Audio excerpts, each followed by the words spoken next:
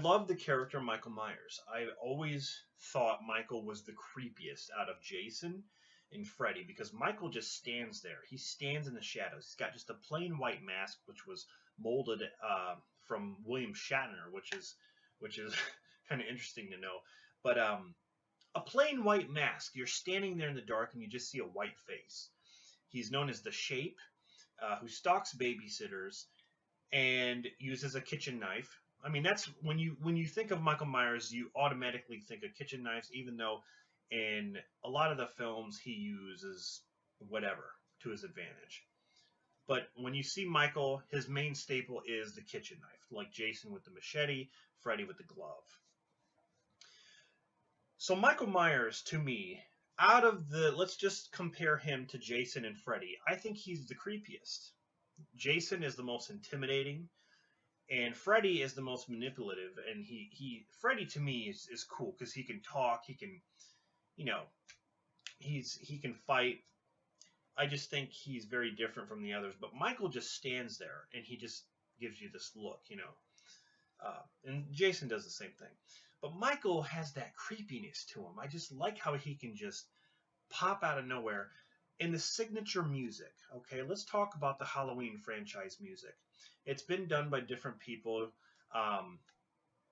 The John Carpenter version is definitely my favorite. And it's the most recognizable soundtrack ever.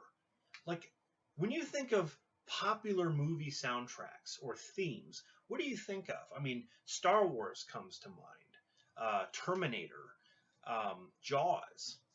You know, there's a ton of other soundtracks, but Halloween is one of, you know, that's like in the top 5. I mean, it's the most recognized theme ever. And once you hear that theme, you know it's Halloween. Alan Howarth, you know, he's done his versions, which I love Alan Howarth's versions. It's got kind of a faster beat to it. Halloween 2 also had different, kind of like a slower version of it. But I love the theme to Halloween. There's just so much, there's, you know, so many great soundtracks out there. It's just, it's awesome. So, back when I was collecting VHS tapes, Friday the 13th Part 3 was the very first horror movie I ever collected on VHS. And I did all the Friday 13th, then I did all the Nightmare on Elm Street, then I did all the Halloweens. Now, the very first Halloween film I ever saw was Halloween 4, The Return of Michael Myers. I saw it on TV. Of course, all the good stuff was cut out, like all the, the cursing and just, you know, it was edited for television, obviously. But when I saw it, I was like, wow, this is awesome. You know, I was already familiar with Freddy. I was already familiar with Jason. And my dad let me watch it. He didn't. My dad was just the kind. He's like, he'd always ask me, "You know, this is just a movie, right? It's not real." I knew the difference. Okay, I knew the difference. I thought Michael was cool. I thought Freddy was cool. Jason was cool, but I knew it was a movie, so he didn't have any problem with me watching. But I just became so. It was because of Jason, Freddy, and Michael Myers that I started becoming a huge horror fan. I mean, huge. I would watch these movies every freaking night before I go to bed. And at school, I would just think about them. I mean, that's how into it I was. But Halloween 4 was the very first one I saw. So then I started to collect the movies on VHS in order, starting with the first movie. And that's what we're going to talk about right now, is the very first Halloween. Jamie Lee Curtis, Donald Pleasence. This movie is a classic. One of the most classic horror films ever made.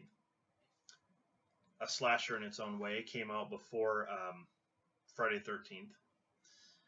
And, well, this is the 35th anniversary edition on Blu-ray. It's a very thin, I don't know, it's thin. It's got a little booklet inside.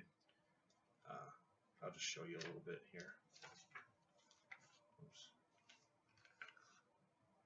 Little booklet there. John Carpenter there. There is the original poster right there. The night he came home. Basically about a guy who's stalking babysitters, stalking Laurie Strode and her friends, and there's clearly a motive on why he's doing it. And that, once the story unravels, you find out why he's going after Laurie Strode, Jamie Lee Curtis. There's a lot of great shots in this movie, a lot of memorable shots where he's hiding behind he's standing on the sidewalk, then he disappears behind a bush and he's gone. Laurie Strode looks out her window and he's standing there looking up at her by the clothesline. Then she looks back and he's gone. Plays the great music. There are just some classic scenes that you will never, ever forget. The one that always gets me is the part where Michael is laying down in the bedroom. And Laurie, it's this shot where it shows Laurie Strode, but it shows over her shoulder in the bedroom. Laurie's kind of just like leaning against the wall, the doorway, and then in the background it shows Michael, and he's like this, and then he's like that. He turns his head. He just sits up and turns it. That fantastic. That shot was done so perfect. I mean, the suspense. He's behind you. He's behind you. Turn around. You yell at the TV, turn around. God, Laurie, what's wrong with you? It's one of those moments. And there are times in this movie where it just gets intense with him stalking and chasing after somebody. He just walks.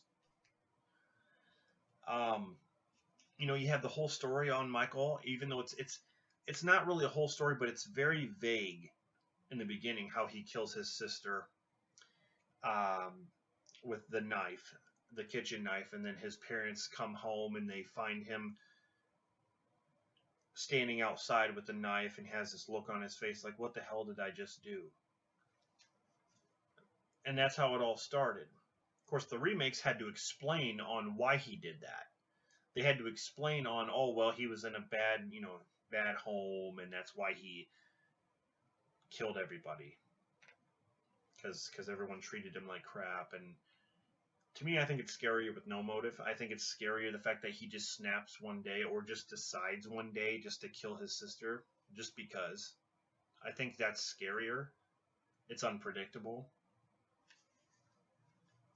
That's what you get with this movie. Okay? Fantastic. The acting by some of the other... the acting's okay. I would say it shines in a lot of scenes. Jamie Lee Curtis is she doesn't really put much into her role, but some of the acting can be a little bit over the top and cheesy, so to say. But that's what makes it fun. It's one of those horror films that that the cheesiness works and the acting works for what it is, because the film knows what it is. But John Carpenter did a fantastic job with this movie. One of the greats.